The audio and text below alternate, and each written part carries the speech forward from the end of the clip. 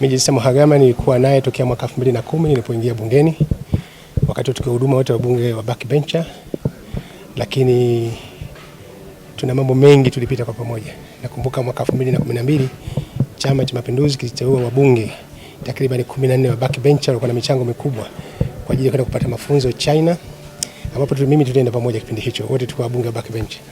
Lakini nishukuru sana, nimefanya naye kazi kwa karibu wakati nilikuwa katika cabinet kipindi chote, naye akiwa waziri katika nafasi mbalimbali.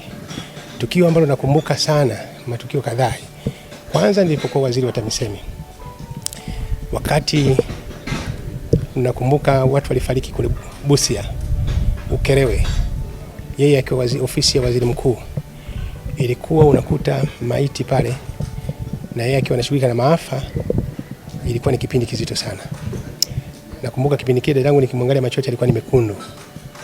Alifanya kazi kubwa sana akiwa kama waziri katika ofisi ya waziri mkuu, na mimi kipindi kile nilikuwa kama waziri wa TAMISEMI.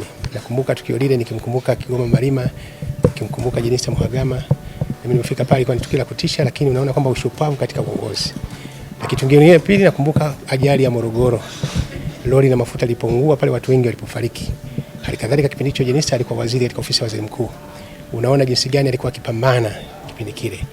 Kazi ilikuwa kubwa. Lakini kipindi kingine ni hivi karibuni, nakumbuka maporomoko kule Hanang, watu wengi walipokufa kule baada ya ile landslide ilipotokea katika mlima Hanang.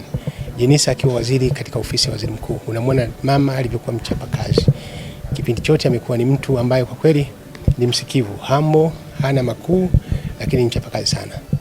Mimi kwa kweli katika watu ambao tulikuwa tunaitana, mimi namuita dada mkubwa, anaita kaka, ndio ilikuwa lugha yetu tunaitana hiyo kipindi chote.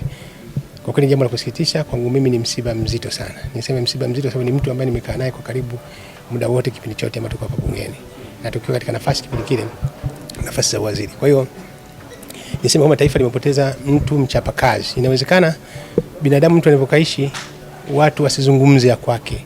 Ndio maana waombe wa Tanzania, watu wakifanya mema tuwataje, wakiwa hai wasikie wenyewe. Wakiwa hai wasikie wenyewe. Unakumbuka siku moja bungeni nilipokuwa nawasilisha bajeti yangu nilipokuwa katika waziri wa TAMISEMI. Wakati nahitimisha hotuba yangu nilisema nataka nimshukuru mahususi Jenista Mhagama kama waziri chief whip ambaye alisaidia sana serikali. Nikasema hivyo baadaye nikamwambia nimesema hivyo kwa sababu tunataka tuwataje watu wakiwa hai pale wanapofanya makubwa. Kwa hiyo kikubwa zaidi, nchi imepata msiba mkubwa, tuendelee kuwa na subira, lakini tuendelee kumwombea mwenzetu. Hili ni kubwa zaidi. Mimi naitwa Dr. Nikas Mawazo, ni meya wa manispaa ya Kibaha. Sisi hasa tuliowahi kufanya kazi naye tumeumia vya kutosha, tumeumia sana.